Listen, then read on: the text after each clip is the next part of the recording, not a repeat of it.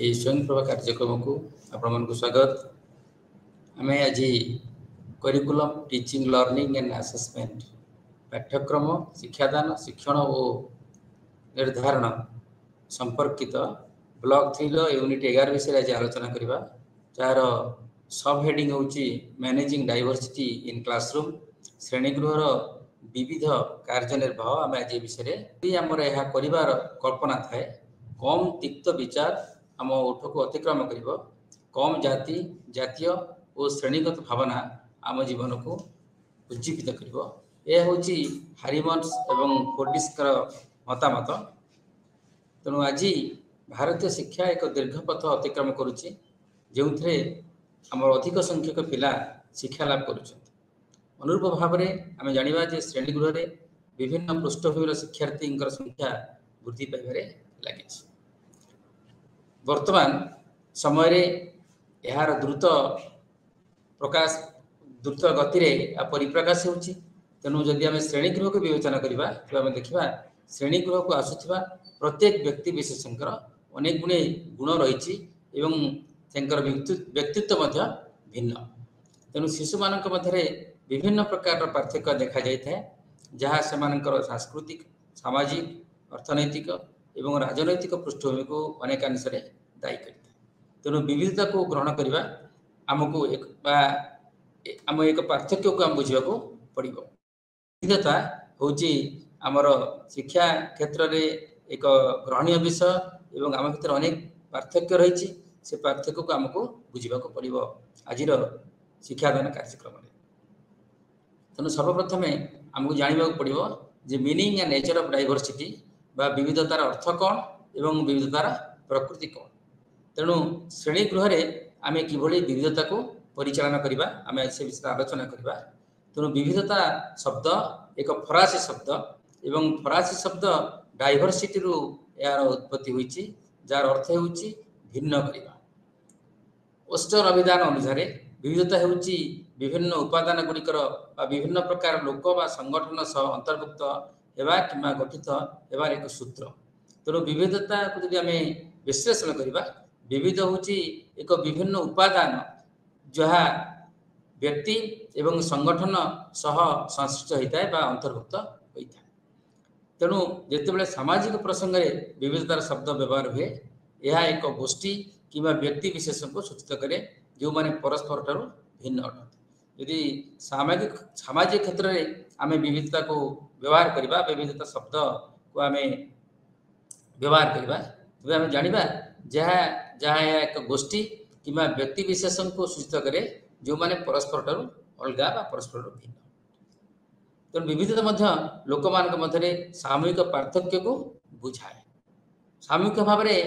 पार्थक्य को अनेक समय आम विविधता बोली कही था से पार्थक्य जहाँ गोटे गोष्ठी को अन्य गोष्ठी पृथक कर। तेणु गोष्ठी गोष्ठी मध्य पार्थक्य को आम अनेक समय विविधता कही था। तेणु यही पार्थक्य सांस्कृतिक हो पारे भाषागत हो पारे लिंग हो पारे धर्मगत हो पारे शारीरिक रूप एवं सामाजिक रूप में यह प्रतिफलित होता है। एवं अनेकांश आमर माने आमर अर्थनैतिक स्थिति आम परिवार गठन एवं आमर दक्षता मूल्यबोध एवं विश्वास सहित जड़ित हो पारे। तेणु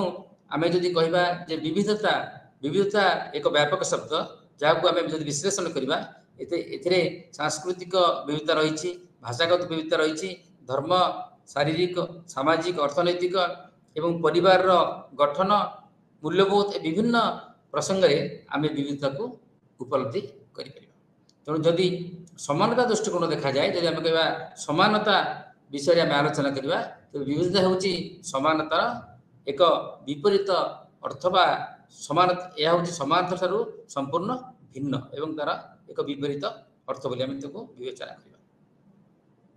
तेणु विविधतार प्रकृति कौन आम बर्तमान आलोचना करवा जे भारतीय समाजर प्राय प्रत्येक दिगरे एक चमत्कार विविधता रही। तेणु भारत यदि मैं भारतीय संस्कृति को आलोचना करवा भारतीय सभ्यता को आलोचना करवा बा आम देशर एकता एवं अखंडता को आम विवेचना करवा तेज आम जाना जे विविधता मध्य एकता हूँ आम राष्ट्र एक प्रतीक। तेणु आम भर अनेक प्रकार विविधता अच्छी आम समाज रे विभिन्न प्रकार विविधता को आम देखी था जहाँ सांस्कृतिक भाषाभित्तिक आंचलिक अर्थनैतिक धार्मिक लिंग एवं जाति और गोष्ठी सहित विविधतार श्रेणीगृह रही है। जदि आम श्रेणीगृह को आम देखा तेज श्रेणीगृह आम संस्कृति आम भाषा आम अंचल आम अर्थनीति धर्म जाति गोष्ठी ए विभिन्न क्षेत्र में आमर विविधता परिलक्षित होता है। तेणु शिक्षक माने विभिन्न प्रकार छात्र को श्रेणीगृह रे सामना करें। साधारण जानीचे जे आम जो क्लासरूम रे शिक्षादान करुचे यह गोटे हेट्रोजिनियस क्लास बा एथिरे अनेक प्रकार छात्र छात्री एथिरे शिक्षा ग्रहण करें। विभिन्न जाति विभिन्न भाषा विभिन्न संप्रदाय एवं विभिन्न गोष्ठी आसी था। तेणु केतेकंकर शारीरिक दृश्य उच्चारण एवं लिंग परिपुष्ट हो पाए। यदि आम को देखा जब शारीरिक दृष्टिकोण प्रत्येक प्रतिष्ठान भिन्न एवं तकर उच्चारण आचार उच्चारण एवं लिंग ए प्रत्येक क्षेत्र में आम छात्र छात्री मान मध्य विभिन्न प्रकार विविधता को परिलक्षित कर। तेणु अधिकंतु छात्र माने विभिन्न जाति एवं भाषा भित्तिक पृष्ठभूमि आसी था। भिन्न भिन्न शिक्षण शैली रही है विभिन्न स्तर प्रेरणा रही है चारिपाखे भिन्न भिन्न मत श्रेणीगृह साधारणतः जो छात्र छात्री मैंने शिक्षा ग्रहण करने आसी था विभिन्न जाति रही था विभिन्न भाषा एवं तक पृष्ठभूमि भिन्न भिन्न होता है। शिक्षण शैली जहाँ आम लर्निंग स्टाइल से छात्र विशेष शिक्षार्थी विशेष भिन्न भिन्न रूपे परिलक्षित होता है। तेणु से प्रेरणा भिन्न तेणु विविध यही दृष्टि आम विवेचना करवा भिन्नता से मध्य निश्चित भाव रही भिन्नता को लेकिन आम श्रेणीगृह शिक्षादान कर धारणा दृष्टिकोण एवं मूल्य भिन्न भिन्न जदि आम मूल्यबोध को देखा से धारणा को देखा दृष्टिकोण को देखा आम जाना जे से मध्य विभिन्न प्रकार विविधता रही है। यहपरि समस्त वैशिष्ट्य गुड़िक गोटे व्यक्ति कि गोष्ठी ठार भिन्न कर। यदि आम समस्त वैशिष्ट्य गुड़ को आम आलोचना करवा तेरे आम स्पष्ट भाव में अनुमान करवा जे व्यक्ति ठारू एवं गोष्ठी ठारू प्रत्येक भिन्न गोटे व्यक्ति आ गोटे व्यक्ति गोटे गोष्ठी गोटे आ गोटे गोष्ठी गोटे संप्रदाय आ गोटे संप्रदाय गोटे जाति आ गोटे जाति निश्चित भाव में परस्पर ठारू अलग बोली आम विवेचना कर। तेणु विविधतार यदि आम प्रकार भेद देखा टाइप्स ऑफ डाइवर्सिटी विभिन्न प्रकार डाइवर्सिटी रू आम सर्वप्रथम आलोचना करवा जे कल्चरल डाइवर्सिटी जहाँ आम कह सांस्कृतिक विविधता आम संस्कृति में किभली विविधता देखा दूची आम से विषय बर्तमान आलोचना करवा जे विविधता पाई एक प्रमुख योगदानकारी होउची संस्कृति। यदि आम विविधता विषय देखा तेज संस्कृति ही आमर विविधतार एक मुख्य माध्यम बोली आम कहवा। सांस्कृतिक दृष्टिकोण आम भीतर अनेक विविधता देखा जाए। तेणु संस्कृति निजे एक विस्तृत धारणा जो मूल्य जाति आचरण शैली भाषा एवं उपभाषा जोगाजोगर ढांचा मौखिक तथा अणमौखिक कथबार्ता दृष्टिकोण एवं दृष्टिकोण सब अंतर्भुक्त। तेणु संस्कृति एक व्यापक शब्द एथिरे अनेक गुड़े तथ्य एवं एथिरे अनेक गुड़े धारणा सन्निवेशित हो रही जहाँ को आम कहूँ संस्कृति कहले आम साधारणतः आम मूल्यबोध को बुझी एवं जाति को बुझी आचरण शैली को बुझी भाषा एवं उपभाषा आमर विभिन्न प्रकार जोगाजोगर ढांचा आम कि रही आमर मौखिक और अणमौखिक दृष्टिकोण ये प्रत्येक को आम संस्कृति सहित जोड़ी था यह हूँ संस्कृति अंतर्भुक्त बोली आम कहले अत्युक्ति है। तेणु सांस्कृतिक विश्वास मूल्यबोध अभ्यास संज्ञा और अन्य अंशीदार हो पाए। तेणु संस्कृति आमर विश्वास निहित रही संस्कृति आमर मूल्यबोध आमर अभ्यास आमर संज्ञा और अन्य विभिन्न प्रकार आमर सामाजिक मूल्यबोध एवं विभिन्न प्रकार आमर सांस्कृतिक मूल्यबोध ए अंगांगी भाव में जड़ित हो रही। तेणु संस्कृति एक व्यापक शब्द और सांस्कृतिक विविधता आम भितर अनेक अंश परिलक्षित होता है। तेणु उपादान गुड़ी जहाँ पारिवारिक सामाजिकरण आनुष्ठानिक विद्यालयगत अंशीदार भाषा सामाजिक भूमिका एवं अनुभव चिंता और अभिनय आज आदर्श द्वारा परिप्रकाशित होता है। ये हूँ कोहेनकर मत। कोहेन मत अनुसार आमर संस्कृतिर विभिन्न उपादान अच्छी जो उपादान गुड़ा कहवा जे पारिवारिक सामाजिकरण प्रक्रिया जो आम कहूँ प्रोसेस ऑफ सोशलाइजेशन आमर भिन्न भिन्न परिवार रे भिन्न भिन्न प्रकार सामाजिकरण प्रक्रिया संगठित होता है एवं आमर अनुष्ठान आमर विद्यालय रे आमर अंशीदार कौन एवं को भाषा रे आमे कथबार्ता करुचे एवं आमर भाषागत वैषम्यता कौन आमर सामाजिक भूमिका कौन समाज रे एवं आमर अनुभव कौन आमर चिंता कौन आमर चेतना कौन एवं आमर अभिनय कौन ये प्रत्येक जिनिस आमर संस्कृति रे ही प्रतिफलित होता है संस्कृति द्वारा एटा प्रकाशित होता है जेहेतु यह एक गतिशील शब्द एवं सर्वदा परिवर्तनशील संस्कृतिर कौन संज्ञा होई न पारे तेणु संस्कृति को जब आम कहवा जे संस्कृति हूँ गतिशील संस्कृति हूँ जे परिवर्तनशील संस्कृतिर संज्ञा सब परिवर्तनशील संस्कृतिर अर्थ सब परिवर्तनशील गोटे स्थान आउ गोटे स्थान को जब आम जा तेज संस्कृति संज्ञा से बदली तेणु संस्कृति को आम निर्दिष्ट भाव में गोटे संज्ञाबद्ध करवा आम पक्षे संभव हो न था तेणु जितेबाला जड़े शिक्षार्थी जाति सामाजिक श्रेणी किंबा भाषा दृष्टि मुख्य स्रोत संस्कृति भिन्न होता है आम या सांस्कृतिक विविधता बोली दर्शाई तेणु मोट आम कहवा तेणु सांस्कृतिक विविधता कौन ना जड़े शिक्षार्थी जाति दृष्टि सामाजिक श्रेणी दृष्टि भाषा दृष्टि जदि मुख्य स्रोत ठारू अलग होता है मुख्य सांस्कृतिक स्रोत ठारू यह अलग होता है आम कहवा जे छात्र मध्य यही गोष्ठी मध्य एक सांस्कृतिक विविधता रही तेणु सांस्कृतिक विविधता कहले आम तार सामाजिक श्रेणी भाषा और जाति या किभली मुख्य स्रोत अलग से विषय आम बुझे तेणु आम देश में समृद्ध सांस्कृतिक ऐतिह्य हेतु प्रत्येक अंचल निजर परिचय रही अन्य अंचल कि देश अन्य राज्य संपूर्ण अलग तेणु आम देश में विभिन्न प्रकार सांस्कृतिक ऐतिह्य रही से सांस्कृतिक ऐतिह्य प्रत्येक अंचल ठारू अन्य अंचल ठारू भिन्न बोली आम कहले अत्युक्ति हेबा तेणु अंचल दृष्टि राज्य दृष्टि एवं गोष्ठी दृष्टि आम देखा जे प्रत्येक अंचल अन्य अंचल ठारू भिन्न तार सांस्कृतिक परंपरा तार सांस्कृतिक ऐतिह्य अलग तेणु जदि से दृष्टि आम आलोचना करवा जे प्रत्येक राज्य बा गोटे राज्य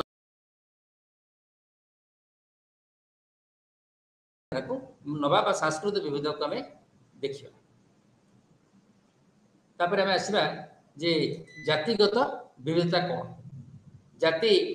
दक्षिण आफ्रिकार गांधीजी को श्वेतांग सह सामान रथ यात्रा करने को अनुमति दी ना कारण ये रथटी केवल उद्दिष्ट था तेणु जदि आम महात्मा गांधी उदाहरण नवा जे आम जाचे जे महात्मा गांधी को दक्षिण आफ्रिकार किभली ट्रेन यात्रा करने अनुमति दी ना श्वेतांग मान सहित यात्रा बारण कर से गांधी को जीवाक मना करते कारण बारण कला से निजे मना करते से ट्रेन में जीवा ना प्लाटफर्म रू फिंगी दि जाता फोपाड़ी जाता तेणु से गोटे घटना जीवन गति को बदलाई देता जो घटना जीवन में घटी यही घटना ही जीवन में एक मोड़ आसाला ये घटना ही जीवन में एक परिवर्तन आसाला जहाँफल से जातिगत अत्याचार और हिंसा विरुद्ध में लड़वा एक दृढ़ संकल्प नहीं दक्षिण आफ्रिकार अनुभूति को लेकिन से भारत में जातिगत अत्याचार किभली होची हिंसा किभली होची ता विरोध लड़वा को से एक संकल्प नहीं जहाँफल जातिगत भेदभाव को एक क्लासिक उदाहरण बोली कहवा महात्मा गांधी क्षेत्र में तेणु जेनेरिक शब्द जब आम कहवा जे जाति साधारणतः मूल लोक बुझाए तेणु आम जो जाति कथा कहवा जाति होती जेको जाति आदिम जाति जनजाति ये हूँ गोटे अंचल मूल अधिवासी मूल लोक से आम जाति बोली कही था उदाहरण स्वरूप आम आर्य जातिर द्राविड़ जातिर इत्यादि विषय में कथा यदि आम कहवा जे आम मैंने आर्य कि आम मैंने द्राविड़ तेणु यही सब दृष्टि आम कहवा जे जाति हूँ गोटे मूल लोक गोटे मूल जाति जहाँ को नहीं आम परिचय दो आम अनेक समय आम केतक आर्य बोली कही था केतक द्राविड़ बोली दक्षिण भारत लोक मान आम द्राविड़ बोली कहू एवं अन्य लोक मान आम आर्य बोली साधारणतः अभिहित करता तेणु से दृष्टि यह गोटे जेनेरिक शब्द जहाँ साधारणतः मूल अधिवासी गोटे अंचल मूल बासिंदा को बुझे था तेणु जातिर संदर्भ साधारणतः शारीरिक कि जैविक मानदंड उपर आधारित रही है यदि आम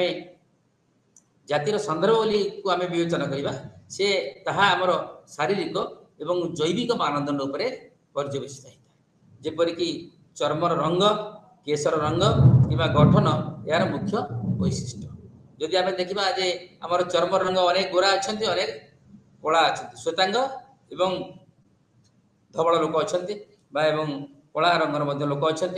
अनेक केश रंग कला थाए अनेक केश रंग बादामी थाए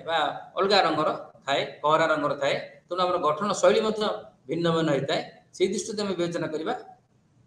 जे आम शारीरिक गठन विभिन्न प्रकार पार्थक्य देखा जाए जाति जाति मध्य तथापि अनुसंधान आम जाचे जे गोष्ठी मध्य जातिगत गोष्ठी बा जेनेटिक परिवर्तन विद्यमान जदि आम अनुसंधान करवा जाना जे आम विभिन्न गोष्ठी मध्य विभिन्न जातिर जाति मध्य गोटे जेनेटिक परिवर्तन देखा जाए तेणु एकाडेमिक कि बुद्धि भली क्षेत्र में जातिगत पार्थक्य जैविक पार्थक्य उपर आधारित यदि आम कह एकाडेमिक क्षेत्र में कहवा जातिगत पार्थक्य को लेकिन आमर जो एकाडेमिक अचिवमेंट बढ़ कम से कथा आम कहवा ना कारण यह केवल अर्थनैतिक और सामाजिक कारण गुड़िक सहित जड़ित तेणु एकाडेमिक सहित आमर बुद्धि कृतित्व सहित यार कौन प्रभाव ना आम यह अर्थनैतिक और सामाजिक प्रभाव कहले अत्युक्त अर्थनैतिक और सामाजिक प्रभाव तेणु जाति उत्पत्ति संस्कृति पर आधार करी जनकर सामाजिक परिचय को बुझाए पितृपुरुष कि एक सांस्कृतिक गोष्ठी सहित संबंध बोले विवेचना कर तेणु जदि आम गोटे जातिर उत्पत्ति को आम देखा तेज जातिर उत्पत्ति आधार हूँ तार संस्कृति एवं तार सामाजिक परिचय हूँ तार पितृपुरुष एवं तार परिचय हूँ से सांस्कृतिक गोष्ठी सहित तार संपर्क कौन तेणु जाति तार जातीयता सहित सामान बोली अनुमान करवा आम कहवा जाति आ जातीयता दुईटा सामान ता नुहे जाति और जातीयता भितर अनेक पार्थक्य आम परिलक्षित करवा जाति और जातीयता मध्य अनेक गुड़ी पार्थक्य रही तेणु जितेबाला जातीयतार जन्म कि नागरिकत्व द्वारा एक निर्दिष्ट राष्ट्र व्यक्तिर स्थिति को बुझाए जड़े व्यक्ति अमेरिका रही पारती किंतु भारतर नागरिकता पाई पारती कारण से भारत में जन्म ग्रहण कर तेणु अनुसूचित जाति भली विषय वस्तु संस्कृति और अनुसूचित जातिर व्याख्या करा जाए तेणु आम जदि कहवा जे नागरिक कथा माने जातीयता सहित आमर नागरिकता को आम जोड़ा ठीक नुहे आम कहवा जे जड़े अमेरिकार नागरिकत्व नहीं किंतु प्रकृत पक्षरे से भारतीय कारण भारत में से जन्म ग्रहण कर तेणु आमर जातीयता जन्म कि नागरिकता द्वारा एक निर्दिष्ट राष्ट्र व्यक्तित्व को बुझाए तेणु आम नागरिकता कौन आमर जन्म कौटी ये दुईटा अलग अलग जिनस तेणु ये प्रत्येक प्रत्येक प्रत्येक गोटे व्यक्तिर व्यक्तित्व को यह सूचित करें तेणु अनुसूचित जाति भली विषय वस्तु संस्कृति और अनुसूचित जाति को आमर व्याख्या करा जाए तेणु से भाई गोटे जाति जाति भिन्न अटे जहाँ अंशीदारित जैविक कि जेनेटिक गुण को अनुमान करेंगे जितेबाला जातिर अंशीदार संस्कृतिर गुण सहित संयोग अच्छी सांस्कृतिक गुण सहित आमर यार संयोग अच्छी तार गोटे संबंध अच्छी तापर आम आसवा जे लिंग लिंग हूँ एक सामाजिक निर्माण जहाँ आम समाज में पुरुष कि महिला अर्थ एवं से लिंग गुड़ी को समाज द्वारा किपरि व्याख्या आम जाचे साधारणतः आम पुरुष एवं नारी पुरुष एवं महिला दुईटी लिंग किंतु वर्तमान आउ गोटे तृतीय लिंग जहाँ आम आनी पाइचे बर्तमान तीनोटी लिंग कथा आम आलोचना करुचे तेणु ये लिंग गुड़िक साधारणतः समाज द्वारा यार व्याख्या कर समाज लिंग को किभली व्याख्या करी साधारणतः लिंगगत पार्थक्य आम किभली अच्छी यह एक तार सामाजिक स्वीकृति कौन आम से विषय आलोचना करवा लिंग सहित लिंग को द्वंद्व पकड़ा एक प्रवृत्ति अच्छी आम लिंग सहित लिंगर जो द्वंद्व रोचे पुरुष नारी भितर जो विभेदता रोचे ता भितर जो फरक रोचे सी आमको अनेक समय गोटे सामाजिक द्वंद्व पकाउछि किंतु यह मन रखा हेब जे एक जैविक वर्णनाकारी जहाँ क्रोमोजोम बा आभ्यंतरीण बा बाह्य प्रजनन अंग द्वारा नियंत्रण कर लिंग समाज उत्पन्न होता है तेणु क्रोमोजोम माध्यम आमर एक जैविक माध्यम आमर लिंग सृष्टि होता है एवं लिंग ये हूँ सामाजिक सृष्टि लिंगगत पार्थक्य हूँ एक सामाजिक पार्थक्य समाज ही ए प्रकार पार्थक्य सृष्टि करिछि लिंग लिंग भितर जो पार्थक्य आम देखु तेणु शिक्षार समस्त स्तर में लिंगगत पार्थक्य विद्यमान अच्छी आम जिते शिक्षित हेले आम जिते लिंगगत पार्थक्य विषय आलोचना कले शिक्षार समस्त क्षेत्र में गोटे लिंगगत पार्थक्य रही उदाहरण स्वरूप ग्रामांचल पुरुष और महिला पिलांकर मध्य भेदभाव अधिक यदि आम ग्रामांचल को जीवा सेठी पुरुष पिला और महिला पिला भितर गोटे भेदभाव गोटे तारतम्य रही प्रमुख जो पुओ मान विद्यालय को पठा जाए और झील मान घर कम करने को कहुए ग्रामांचल मानक साधारणतः पुओ मान पाठ पढ़ाई अनुमति दि जाता बेले झील मान पाठ पढ़ाई बारण कर काम लिप्त रही था मात्र सहरांचल ये प्रकार भेदभाव प्राय परिलक्षित हो न था तापर आम आसवा जे सामाजिक श्रेणी बा सोशल क्लास आम समाज रे उच्च अर्थनैतिक श्रेणी किपरि देखिबा एक साधारण कथा तेणु आम समाज रे उच्च अर्थनैतिक श्रेणी अच्छी ताकू आम जदि विवेचना करवा अर्थनैतिक उच्च अर्थनैतिक श्रेणी लोक मान विषय आलोचना करवा तो आम देखा साधारण अर्थ यार तार गोटे श्रेणी जे उच्च अर्थनैतिक श्रेणी बोली विवेचना करदे व्यक्ति विशेष से निम्न अर्थनैतिक श्रेणी सहकर्मी तुलन में सम्मानजनक विद्यालय और अनुष्ठान शिक्षा लाभ कर आम देखा जे उच्च अर्थनैतिक वर्गर लोक और निम्न अर्थनैतिक वर्गर लोक मान भितर गोटे तारतम्य अच्छे पार्थक्य अच्छी साधारणतः जो मानकर आर्थिक स्थिति स्वच्छल जो मान आर्थिक स्थिति उन्नत से ही श्रेणी अभिभावक माने पिला एक उन्नत मानर शिक्षा दे था एक उच्च मानर सम्मानजनक विद्यालय से पिला शिक्षा दे था जेहेतु से शिक्षित परिवार अटंती और अधिक आय करती से अधिक शिक्षागत योग्यता उपभोग करें जेहेतु से पारिवारिक शिक्षा अधिक परिवार अधिकांश लोक शिक्षित और से अर्थनैतिक स्वच्छलता रही तेणु से अधिक शिक्षागत योग्यता उपभोग कर उन्नत मानव विद्यालय मानक पिला शिक्षा दान कर कि घर विद्यालय कोचिंग इत्यादि यही सामाजिक श्रेणी विविधता हेतु तेणु साधारणतः यही श्रेणी अभिभावक मैंने घर विद्यालय पिला शिक्षा दे था भल कोचिंग दे था भल ट्यूटर से रखी पिला शिक्षा दे था तो जहाँफल ये गोटे सामाजिक विविधता सृष्टि जहाँ को आम कहूँ उच्च वर्ग और निम्न वर्ग जहाँ आम हाफ्स एंड हाव नॉट्स विषय आम जो आलोचना कर जाचे जे सामाजिक विविधता किभली देखा थिला वाला और नथिला वाला आम कहूँ जे गरीब और धनी मान भर गोटे तारतम्य देखा शिक्षा क्षेत्र में आम यार जो तारतम्य अनेकांश परिलक्षित होता है तेणु सामाजिक श्रेणी हूँ एक सामाजिक निर्माण एवं जड़े व्यक्तिर आय कि वस्तु संपद शिक्षार स्थिति कि वृत्तिगत स्थिति अंतर्गत यदि आम कह सामाजिक श्रेणी ये हूँ गोटे सामाजिक निर्माण जहाँ आम कहूँ सोशल कंस्ट्रक्शन ए जड़े व्यक्तिर तार आय संपृक्त रही तार संपत्ति तार कोठाबाड़ी कौन अच्छी तार विभिन्न प्रकार संपत्ति कौन अच्छी मेटेरियल आस्पेक्ट तार के सुदृढ़ तार शिक्षागत स्थिति कौन एवं तार से क्यों वृत्ति अच्छा आपको आम विवेचना करी आम देखा जे ये प्रत्येक सब दृष्टि जड़े भल पोजिशन अच्छी भल स्थान अच्छी आम कहवा जे एक उच्च सामाजिक श्रेणी व्यक्ति बोले आम अहित करवा तेणु परिस्थितिर परिमाण द्वारा यह व्याख्या करे जहाँकि से ही श्रेणी सदस्य मैंने अन्य सामाजिक श्रेणी सदस्य तुलन में पाई जदि आम परिमाण दृष्टि देखा जे केते परिमाण धन केते परिमाण से धनी अच्छा केते परिमाण शिक्षागत योग्यता अच्छी क्यों वृत्ति से अच्छा जदि आम व्याख्या करवा तो आम देखा जे श्रेणी सदस्य मान तुलन में से केते उन्नत एवं केते सामाजिक स्तर से केते आगुआ अच्छा यह धन आय शिक्षा वृत्ति और सामाजिक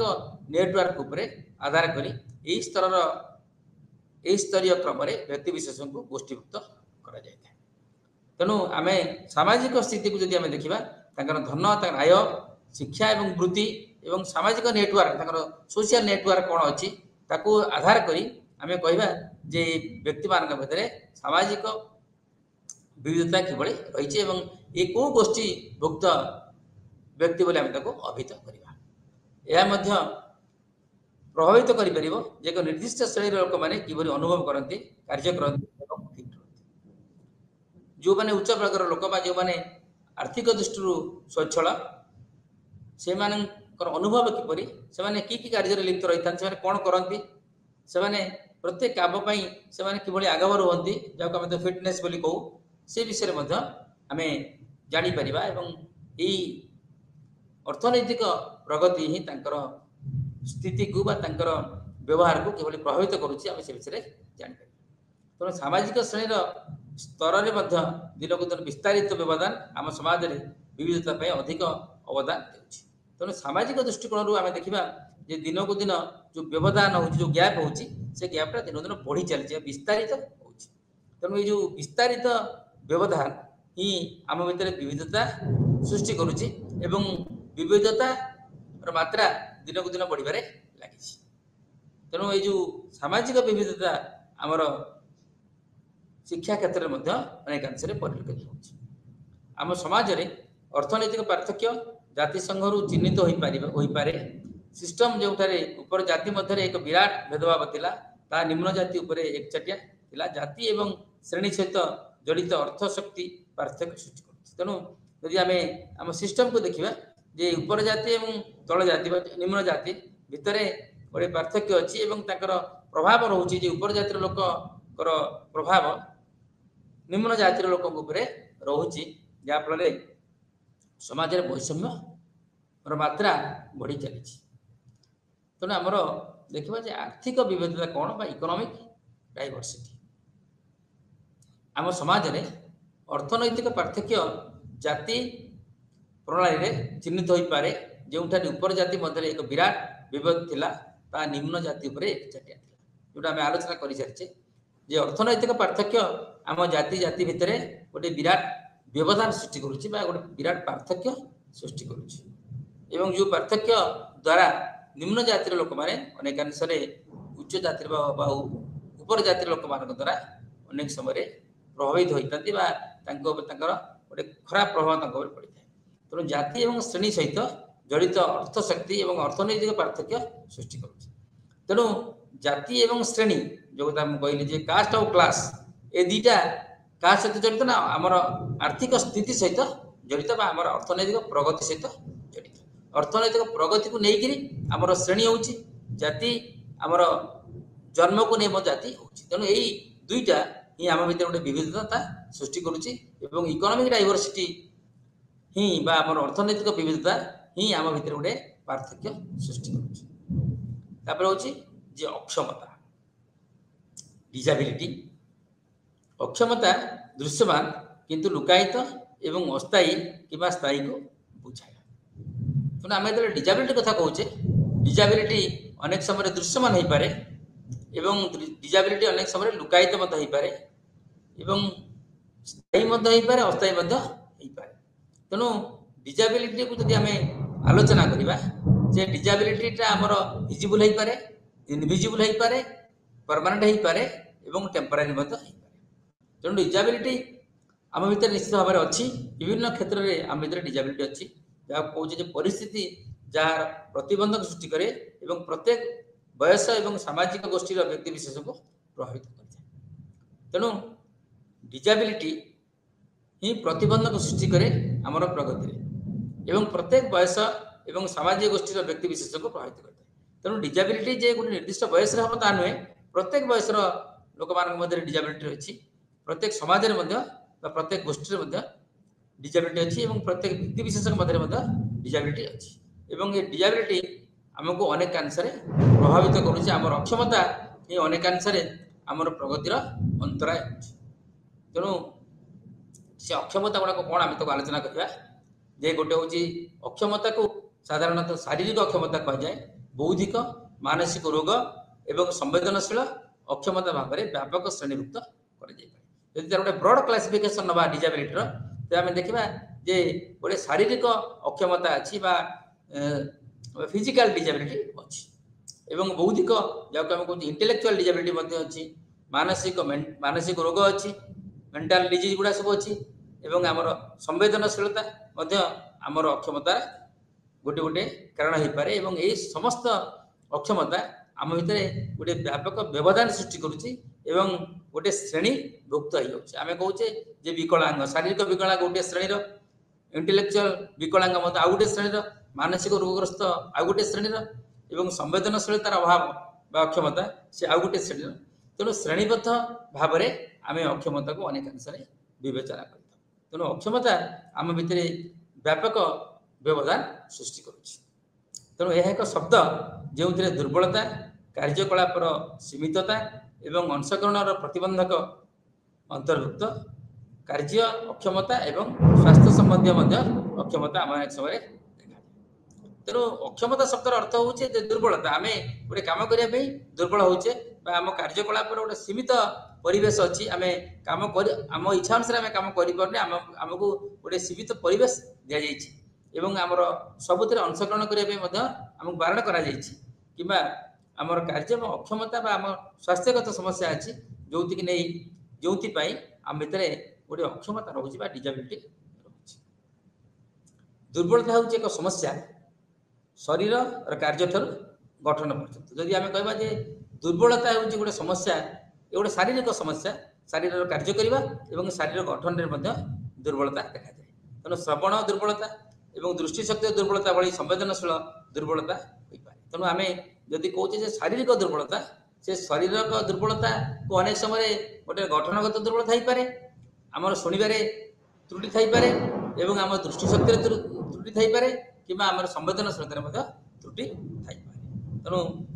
अक्षमतार परिभाषा बा अक्षमता को आम आलोचना करवा जे ए बहुत गुड़े व्यापक अक्षमता रही जहाँ आमर शिक्षा क्षेत्र में बा शिक्षा को अनेक अंश प्रभावित कर धर्म को आम आसवा ए रिलीजन धर्मर संज्ञा मुख्यतः विश्वास एवं मूल्यबोध अंशीदार प्रणाली प्रतीक भावना कार्य अभिज्ञता एवं संप्रदाय एकतार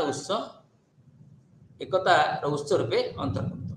आम धर्म आम कहे धर्म ये हूँ आम गोटे बिलीफ बा विश्वास एवं ये गोटे मूल्यबोध आम कहवा एवं बंचार गोटे प्रणाली कहवा ये गोटे भावना बोली आम कहीपर ये गोटे कार्य कर कार्यशैली कहीपर और या गोटे अभिज्ञता बोली तेणु गोटे संप्रदायर एकता को आम धर्म बोली कहीपर जे गोटे धर्मर लोक गोटे संप्रदायर लोक गोटे धर्म रे दीक्षित बोली आम कहीपर तेणु धर्मर परिभाषा भिन्न यह विश्वास मूल्यबोध संप्रदाय अभिज्ञता एवं कार्य करिवार शैली बा कार्यधारा को अनेक अंश प्रतिफलित करता है तेणु धार्मिक विश्वास एवं अभ्यास गुड़िक ईश्वरीय एवं विश्वास सहित संपर्क में आलोचना कर जहाँ आमको संस्कृतर भिन्न अटे एवं धर्म हूँ गोटे विश्वास जहाँ मुझे धर्म एक विश्वास एवं अभ्यास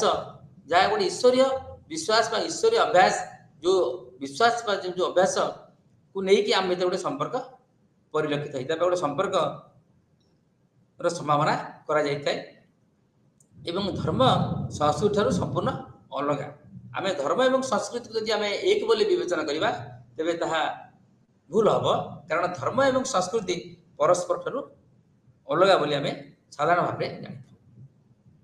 तेणु भाषा भित्तिक विविधता आम भर अच्छी जे जहाँ आम कह लिंग्विस्टिक डाइवर्सिटी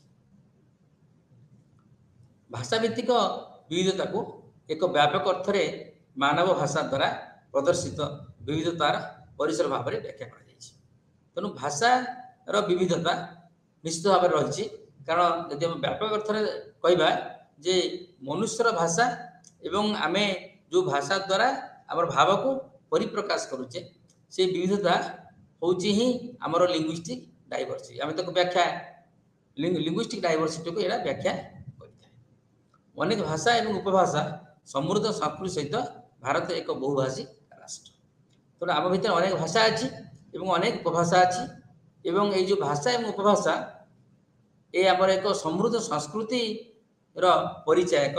एवं भारत गोटे बहुभाषी देश ए बहु भाषार लोक बसवास करती तेणु आमर भाषा भित्तिक भाषा को नहीं आम राष्ट्र परिकल्पना करा जायछि जे आमे जानिचे जे ओडिशा होछि प्रथम भाषा भित्तिक राज्य। तेणु भाषा एवं उपभाषा आम संस्कृति को अनेक अंश समृद्ध एवं मार्जित करिଥାଏ। तेणु विश्लेषण अनुसार जनगणनार विश्लेषण अनुसार भारत में 19,500 अधिक भाषा उपभाषा मातृभाषा भाव में अधिक। जदि आम समग्र भारत अधिवासी मानक नवा भारतर समग्र अधिवासी को नहीं आम भाषा विषय आलोचना करवा जब आम देखा जे जनगणना अनुसार जे 19,500 अधिक भाषा एवं उपभाषा मातृभाषा रूपे साधारणतः आम भारतर लोक मैंने व्यवहार करते। भाषा ये हूँ आमर भाषा एवं उपभाषार एक तथ्य गाणितिक तथ्य, किंतु यह समस्त भाषा समान भाव में व्यापक किंवा कथित नुहे। जदि आम देखा जे प्रत्येक समस्त भाषा सम भाव में व्यापक एवं कथित नुहे। प्रत्येक भाषा को सब लोग कही न था एवं प्रत्येक भाषार व्यापकता न थाए। तेणु प्राय 22टी सरकारी भाषा रही एवं प्रत्येक भाषार भिन्नता अच्छी। साधारण 22 गोटी भाषा सरकारी भाषा आम देश आम संविधान में लिपिबद्ध होती प्रत्येक भाषा भिन्न यार भिन्नता रही। तेणु उपभाषा एपरी भाव में भारत में भाषार कैनवास जटिल भाव में बुड़ा। तेणु भाषा रही उपभाषा अच्छी। तेणु ओडिया भाषा अनेक उपभाषा रही उपभाषा गुड़ाक को अनेक अंश अनेक अंचल लोक मैंने व्यवहार करता। तेणु वक्तव्यर एकाधिक नमूना एवं सेमानकर जैविक समुदाय गठन करते। तेणु आम यदि आम भाषा को तार नमूना नवा एकाधिक नमूना नवा तेज ये गोटे जैविक समुदाय सृष्टि करता। यह भाषा भित्तिक विविधता आम देश में भाषार समृद्धता एवं विविधता सहायक होता। तेणु साधारणतः आम देश में भारत में भाषा भित्तिक विविधता आमर अनेक अंश देखा जाए एवं ये जो देश आम देश भाषार समृद्धता विविधता सहायक होता है। यदि आम अनेक गुड़े भाषा को देखा अनेक भाषा समृद्ध एवं अनेक भाषा स्वतंत्र। तेणु से भाषागत विविधता आम भाषार समृद्धता साहाय्य करुच्ची एवं ये आमको विविधता अनेक अंश सहायक होची। तथा विविधता मध्य एकता एक ज्वलंत उदाहरण सृष्टि कर एवं अनेक गुड़ाए विविधता मध्य जे आम गोटे एकता रही एक आम केवे अस्वीकार करिपरिबा नाही।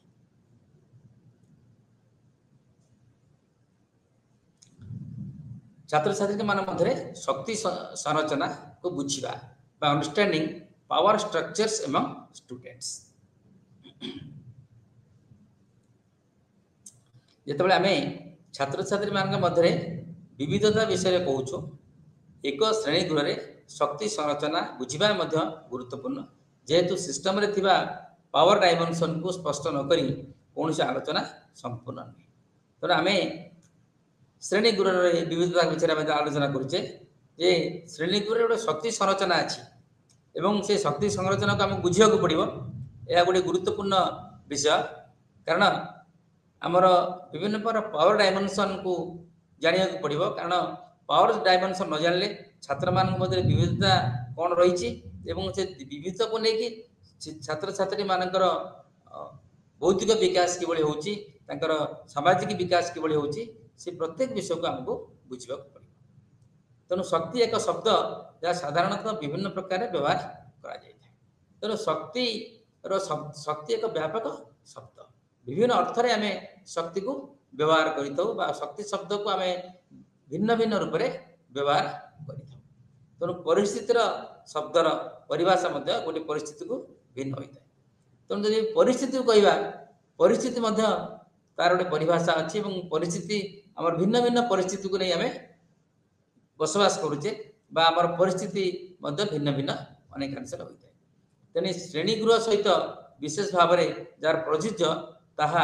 आम केवल परीक्षा निरीक्षा करुचे। तेणु श्रेणी गृह सहित आमर परिस्थिति जड़ित श्रेणी गृह सहित आम शक्ति जड़ित तेणु आम ये सबको विशेष भाव में परीक्षा निरीक्षा करुचे। तेणु एतिश छात्र छात्री मान सहित एक सुस्थ कार्य संपर्क रहा अत्यंत आवश्यक। छात्र छात्री मान सहित गोटे उत्तम संपर्क ସ୍ଥାପନ କରିବା ଆବଶ୍ୟକ, ଗୋଟେ ସମ୍ପର୍କ ରହିବା ଆବଶ୍ୟକ। କାରଣ ଯେ ଛାତ୍ରଛାତ୍ରୀ ମାନଙ୍କ ମଧ୍ୟରେ ଗୋଟେ ଶକ୍ତି ସଂରଚନା ହବା ଉଚିତ। କାରଣ ପାୱାର ଷ୍ଟ୍ରକ୍ଚର ପିଲାମାନେ କିଭଳି ତାଙ୍କର ପାୱାର ଷ୍ଟ୍ରକ୍ଚର ବଢ଼ିବ, ପାୱାର ଷ୍ଟ୍ରକ୍ଚର ସେମାନେ ବୁଝିବେ, ସେ ବିଷୟରେ ଆମର ଯେଉଁ ଡାଇଭରସିଟି ବିଷୟରେ ପିଲା ଜାଣିବେ। ଏହାର ଅର୍ଥ ହେଉଛି ଯେ ନିଷ୍ପତ୍ତି ନେବା ପୂର୍ବରୁ ସେମାନଙ୍କର ମତାମତ ଏବଂ ମତାମତ ଶୁଣିବା ଯାହା ସେମାନଙ୍କୁ ପ୍ରଭାବିତ କରେ। ତେଣୁ ଯେତେବେଳେ ଯେକୌଣସି ଗୋଟେ ନିଷ୍ପତ୍ତି ଆମେ ନେଉଛେ ବା ନିଷ୍ପତ୍ତି ଗ୍ରହଣ କରୁଛେ, ସେ ନିଷ୍ପତ୍ତି ଗ୍ରହଣ କରିବା ସମୟରେ ଆମେ ଛାତ୍ରଛାତ୍ରୀ ମାନଙ୍କର ମତାମତକୁ ଆମେ ଗୁରୁତ୍ୱ ଦେବା, ତାଙ୍କର ମତାମତକୁ ଆମେ ଗ୍ରହଣ କରିବା ଏବଂ ସେ ମତାମତକୁ ଆମେ ଏଇଥିପାଇଁ ଶୁଣିବା କାରଣ ମତାମତ ହିଁ ସେମାନଙ୍କୁ ଅନେକାଂଶରେ ପ୍ରଭାବିତ କରିଥାଏ, ଯେ ସେମାନଙ୍କର ପ୍ରଗତି ଏହା ଦ୍ୱାରା ଅନେକାଂଶରେ ପ୍ରଭାବିତ ହୋଇଥାଏ। ତେଣୁ ତାଙ୍କର ମତାମତକୁ ଆମେ ଗୁରୁତ୍ୱ ଦେବା। ଶିକ୍ଷାର୍ଥୀମାନେ ନିର୍ଦ୍ଦିଷ୍ଟ ରଣନୀତି ବ୍ୟବହାର କରି ସେମାନଙ୍କର ଶକ୍ତିର ଆବଶ୍ୟକତାକୁ ପୂରଣ କରିବା ପାଇଁ ଦାୟିତ୍ୱପୂର୍ଣ୍ଣ ଉପାୟ ପ୍ରଦାନ କରିପାରନ୍ତି। ଯଦି ଆମେ ଶିକ୍ଷାର୍ଥୀମାନଙ୍କ କଥା ଆଲୋଚନା କରିବା ଯେ ସେମାନଙ୍କର ଗୋଟେ ଶକ୍ତି ରହିଛି ବା ଶକ୍ତିର ଆବଶ୍ୟକତା ରହିଛି, ଯେଉଁ ଶକ୍ତି ବା ଯେଉଁ ଆବଶ୍ୟକତା ପୂରଣ କରିବା ପାଇଁ ସେମାନେ ଗୋଟେ ଦାୟିତ୍ୱପୂର୍ଣ୍ଣ ଉପାୟରେ କାର୍ଯ୍ୟ କରିଥାନ୍ତି। ଯେପରିକି ଛାତ୍ରଛାତ୍ରୀମାନଙ୍କୁ ନିଜକୁ ପ୍ରକାଶ କରିବାର ସୁଯୋଗ ଦେବା, ସେମାନଙ୍କର ସ୍ୱୀକୃତି ପାଇବାରେ ସାହାଯ୍ୟ କରିବା ଏବଂ ବିଦ୍ୟାଳୟରେ ଛାତ୍ରଛାତ୍ରୀମାନଙ୍କୁ ବ୍ୟକ୍ତିଗତ ସଶକ୍ତିକରଣ କରିବାରେ ସାହାଯ୍ୟ କରିବା ପାଇଁ ଅନ୍ୟ ଶ୍ରେଣୀଗୃହର ସକାରାତ୍ମକ କୌଶଳ ଅବଲମ୍ବନ କରିବା। ତେଣୁ ଶ୍ରେଣୀ ଗୃହରେ ସାଧାରଣତଃ ଛାତ୍ରଛାତ୍ରୀମାନଙ୍କୁ ନିଜକୁ ପ୍ରକାଶ କରିବେ, ନିଜେ ନିଜକୁ କିଭଳି ଭାବରେ ପ୍ରକାଶିତ କରିବେ, ତାଙ୍କର ବ୍ୟକ୍ତିତ୍ୱର କିଭଳି ବିକାଶ ହେବ, ତାଙ୍କ ଭିତରେ ଯେଉଁ ଅନ୍ତର୍ନିହିତ ଶକ୍ତି ଅଛି ସେ ଶକ୍ତି କିଭଳି ପରିପ୍ରକାଶ ହେବ, ସେଥିପାଇଁ ଆମେ ତାକୁ ସୁଯୋଗ ଦେବା ଏବଂ ସେମାନଙ୍କୁ ସ୍ୱୀକୃତି ପାଇବାରେ ସାହାଯ୍ୟ କରିବା। ସେମାନେ କେମିତି ଗୋଟେ ସ୍ୱୀକୃତି ପାଇବେ, ସାମାଜିକ ସ୍ୱୀକୃତି ହେଉ ବା ଶିକ୍ଷାଗତ ସ୍ୱୀକୃତି ହେଉ, ଯେକୌଣସି ସ୍ୱୀକୃତି ଗୋଟେ ସେମାନେ ପାଇବେ, ଯେଉଁ ସ୍ୱୀକୃତିକୁ ନେଇକରି ସେମାନେ ଆଗକୁ ଯିବେ। ତେଣୁ ବିଦ୍ୟାଳୟରେ ଛାତ୍ରଛାତ୍ରୀମାନଙ୍କର ବ୍ୟକ୍ତିଗତ ସଶକ୍ତିକରଣ କରିବାରେ ସାହାଯ୍ୟ କରିବା ପାଇଁ ଅନ୍ୟ ଶ୍ରେଣୀଗୃହର ସକାରାତ୍ମକ କୌଶଳକୁ ଆମେ ଅବଲମ୍ବନ କରିବା। ପିଲା ଯେମିତି ଗୋଟେ ସଶକ୍ତ ହେବ ଏବଂ ସେଥିପାଇଁ ଯେକୌଣସି ପ୍ରକାର ସାହାଯ୍ୟର ଆବଶ୍ୟକତା ରହିଛି, ସେ ସମସ୍ତ ସାହାଯ୍ୟ ଯଦି ଆମେ ଦେଖିବା ଯେ ନିକଟ ଅତୀତରେ ଶିକ୍ଷାର ଦ୍ରୁତ ପରିବର୍ତ୍ତନ, ଶିକ୍ଷା କ୍ଷେତ୍ରରେ ବ୍ୟାପକ ପରିବର୍ତ୍ତନ ହେଉଛି, ଶିକ୍ଷା ଢାଞ୍ଚାଗତ ପରିବର୍ତ୍ତନ ହେଉଛି ଏବଂ ଶିକ୍ଷାର ଲକ୍ଷ୍ୟରେ ପରିବର୍ତ୍ତନ ହେଉଛି, ଶିକ୍ଷା ଶୈଳୀରେ ପରିବର୍ତ୍ତନ ହେଉଛି ଏବଂ ଶିକ୍ଷା ବ୍ୟବସ୍ଥାରେ ମଧ୍ୟ ଅନେକ ପରିବର୍ତ୍ତନ ହେଉଛି। ଶିକ୍ଷକ କୈନ୍ଦ୍ରିକ ଶିକ୍ଷାରୁ ଆଜି ଆମେ ଶିକ୍ଷାର୍ଥୀ କୈନ୍ଦ୍ରିକ ଶିକ୍ଷା ଆଡ଼କୁ ଅଗ୍ରସର ହେଇଛେ ଏବଂ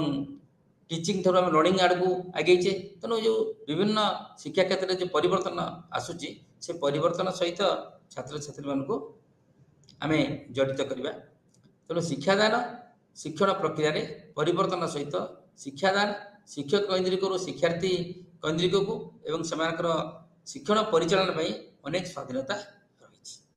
ଯଦି ଆମେ ଯେଉଁ ପରିବର୍ତ୍ତନ କଥା ଦେଖିବା, ମୁଁ ବର୍ତ୍ତମାନ ଆଲୋଚନା କରିଥିଲି ଯେ ଶିକ୍ଷକ କୈନ୍ଦ୍ରିକ ଶିକ୍ଷା ଆଗରୁ ଥିଲା ଏବଂ ବର୍ତ୍ତମାନ ସେଇ ଯେଉଁ ଶିକ୍ଷାଦାନ ପ୍ରକ୍ରିୟାରେ ଯେଉଁ ପରିବର୍ତ୍ତନ ହେଇଛି, ତାହା ବର୍ତ୍ତମାନ ଶିକ୍ଷାର୍ଥୀ କୈନ୍ଦ୍ରିକ ଶିକ୍ଷା ଆଡ଼କୁ ଅଗ୍ରସର ହେଇଛି ଏବଂ ଶିକ୍ଷଣ ପରିଚାଳନା ପାଇଁ ଅନେକାଂଶରେ ଛାତ୍ରଛାତ୍ରୀମାନଙ୍କୁ ସ୍ୱାଧୀନତା ଦିଆଯାଇଅଛି।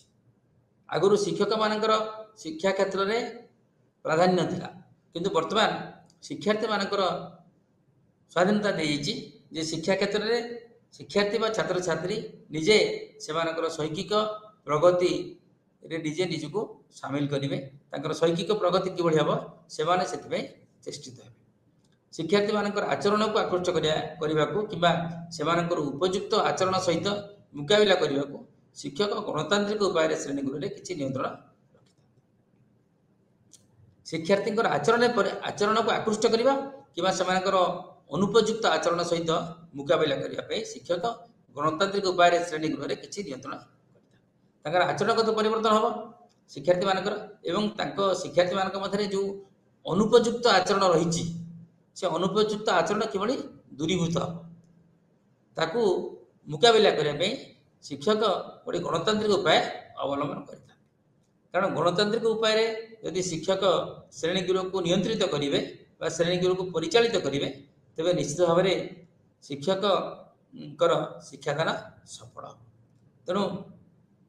ଆଚରଣଗତ ପରିବର୍ତ୍ତନରେ ଶିକ୍ଷକଙ୍କର ଭୂମିକା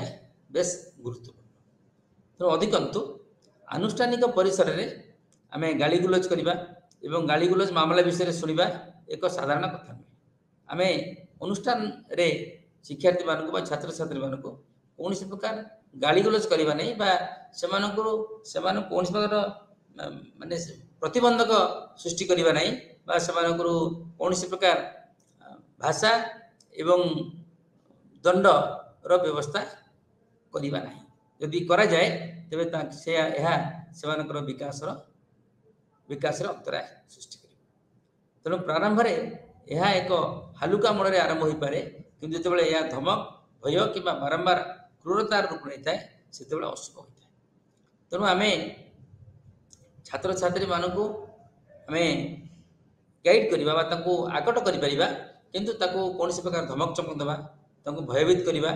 ଏବଂ ତାଙ୍କ ପ୍ରତି ଗୋଟେ କ୍ରୂର ମନୋଭାବ ପୋଷଣ କରିବା, ଏହା ଏକ ଅଶୁଭ ସୂଚନା ବୋଲି ଆମେ କହିବା। ଏହାଦ୍ୱାରା ଶିକ୍ଷା ବା ଶୈକ୍ଷିକ ପରିବେଶ ବାଧାପ୍ରାପ୍ତ ହୋଇଥାଏ। ଏହିପରି ଅଭ୍ୟାସକୁ ନିନ୍ଦା କରାଯିବା ଆବଶ୍ୟକ। ଯଦି ଏଭଳି ଅଭ୍ୟାସ ରହିଛି ତେଣୁ ଏହି ଅଭ୍ୟାସକୁ ଆମେ ସାଧାରଣ ଭାବରେ ନିନ୍ଦା କରିବା। ତେଣୁ ଛାତ୍ରଛାତ୍ରୀମାନେ ସୁରକ୍ଷିତ ଅଛନ୍ତି କି ନାହିଁ ନିଶ୍ଚିତ କରିବାକୁ ସମସ୍ତ ପ୍ରୟାସ କରାଯିବା ଉଚିତ। ତେଣୁ ବିଦ୍ୟାଳୟର ପରିବେଶରେ ଛାତ୍ରଟି କି ଛାତ୍ରୀଟିଏ ସେ ସୁରକ୍ଷିତ କି ନାହିଁ ସେ ବିଷୟରେ ଆମକୁ ପ୍ରଥମେ ବିବେଚନା କରିବାକୁ ପଡ଼ିବ। ତେଣୁ ଆମକୁ ନିଶ୍ଚିତ କରିବାକୁ ପଡ଼ିବ ଯେ ଛାତ୍ରଟେ ବା ଛାତ୍ରୀଟେ ସେ ସୁରକ୍ଷିତ ଅଛି। ସେଥିପାଇଁ ଯାହା ପ୍ରୟାସ କରାଯିବା କଥା, ଶିକ୍ଷକଙ୍କ ତରଫରୁ ଯାହା ପ୍ରୟାସ କରାଯିବା କଥା ସେ ପ୍ରୟାସ ନିଶ୍ଚିତ ଭାବରେ କରିବେ। ତେଣୁ ବା ଛାତ୍ରଛାତ୍ରୀମାନଙ୍କୁ ଶ୍ରେଣୀ ଗୃହରେ କୌଣସି ପ୍ରକାର ଧମକ ଚମକ ଦେବା, ତାକୁ ଆତଙ୍କିତ କରିବା ବା ଆତଙ୍କିତ କରି ଶିକ୍ଷାଦାନ କରିବା ଆଦୌ ଗ୍ରହଣୀୟ ନୁହେଁ। ତେଣୁ ସମାନତା ଓ ସମାନତାକୁ ବୁଝିବା। ତେଣୁ ଅଣ୍ଡରଷ୍ଟାଣ୍ଡିଂ ଇକ୍ୱିଟି ଆଣ୍ଡ ଇକ୍ୱାଲିଟି। ତେଣୁ ଆମେ ବର୍ତ୍ତମାନ ଯେ ବୁଝିବା ଯେ ଏଇ ଯେଉଁ ଦୁଇଟି ଇକ୍ୱିଟି ଏବଂ ଇକ୍ୱାଲିଟି, ଏ ଦୁଇଟି କ'ଣ,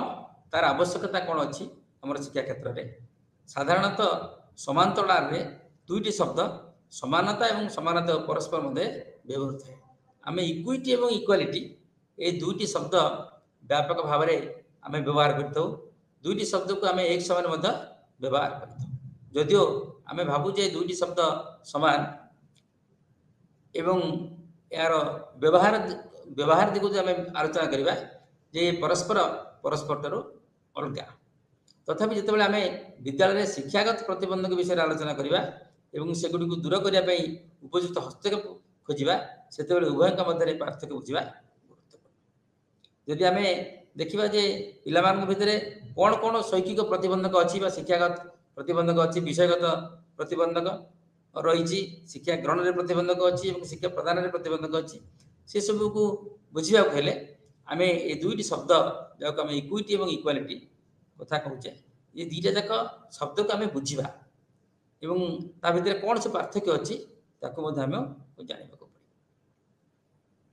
ତେଣୁ ଶବ୍ଦ ସୂଚିତ କରୁଥିବା ସମାନତା ହେଉଛି ସମାନ ହେବାର ଅବସ୍ଥା। ଏହା ସମାନ ସୁଯୋଗ ଉତ୍ସ ଯୋଗାଇବା କିମ୍ବା ସମାନ ଅଧିକାର ପ୍ରଦାନ କରିବା। ତେଣୁ ସମାନତାର ଅର୍ଥ ହେଉଛି ସମାନ ହେବାର ଅବସ୍ଥା।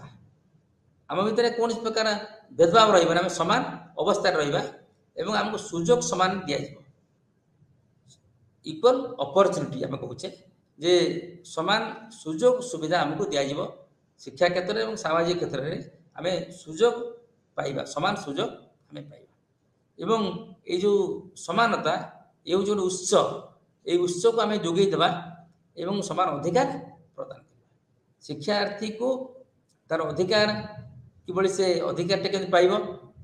ସୁଯୋଗ ସବୁ କ'ଣ କ'ଣ ଶୈକ୍ଷିକ ସୁଯୋଗ ଅଛି ସେ ବିଷୟରେ ଜାଣିବ ଏବଂ ସେ କିଭଳି ସମାନ ହେଇପାରିବ ସେଇ ବିଷୟରେ ଆମେ ଶିକ୍ଷାର୍ଥୀକୁ ଜଣେଇବା। ତେଣୁ ଏ ହେଉଛି ଯେ ଆମେ କହିବା ଯେ ସମାନ ସୁଯୋଗ ବା ସମାନ ସୁବିଧା ବା ସମାନ ଅଧିକାର ପାଇବା କଥା। ତେଣୁ ୱେଷ୍ଟର ଅଭିଧାନ ଅନୁଯାୟୀ ସମାନତା ହେଉଛି ଗୁଣବତ୍ତା କିମ୍ବା ସମାନ ହେବାର ସ୍ଥିତି। ଯଦି ଆମେ ୱେଷ୍ଟର ଡିକ୍ସନାରୀ ବିଷୟରେ ଆମେ ଆଲୋଚନା କରିବା ତେବେ ସମାନତା ହେଉଛି ଗୋଟେ ଗୁଣବତ୍ତା କିମ୍ବା ସମାନ ହେବାର ସ୍ଥିତି, ଏ ଗୋଟେ କ୍ୱାଲିଟି। ତେଣୁ ଆମେ ସମାନତା କଥା ଯେତେବେଳେ କହୁଛେ, ଏ ଯେ ସମାନତା ହେଉଛି ଗୋଟେ ଗୁଣବତ୍ତା, ଗୋଟେ କ୍ୱାଲିଟି ଏବଂ समान हेबार स्थिति आम गोटे समान स्थिति अच्छे सामाजिक स्तर में एवं अर्थनैतिक स्थिति में शिक्षागत स्थिति में प्रत्येक स्थिति में आम गोटे समान स्थिति अच्छे बोली आम कहवा तेणु समानतार अर्थ हूँ जे आमर स्थिति में साम्य बा स्थिति में समान जोटार समानता गुण प्रकृति कि स्थिति में समान परिमाप भाव में व्याख्या कर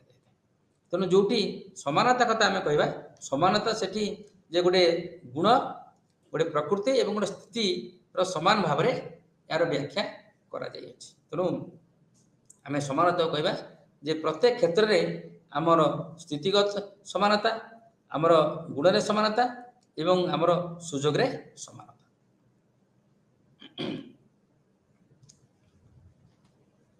श्रेणीगृह में समानता सृष्टि करी आम छात्र तथा समाज पर अनेक लाभ लाभ अमल करतक प्रमुख सुविधा श्रेणीगृह परिवेश गुणवत्ता वृद्धि छात्र छात्री व्यक्तिगत आह्वान गुड़ी बुझा और अनुरूप समर्थन प्रदान करने प्रत्येक पिला चेष्टा करने सफलता सुजोग सृष्टि करने हूँ समानतार अर्थ तेणु एकाडेमिक कृतित्व अर्जन करने छात्र छात्री मध्य सहयोग सृष्टि करने सहयोगी करवा मानसिक अवस्था उन्नति आने समाज सहित प्रत्येक संपर्क एवं भावप्रवणता सृष्टि करने शारीरिक स्वास्थ्य एवं जीवन काल उन्नति आने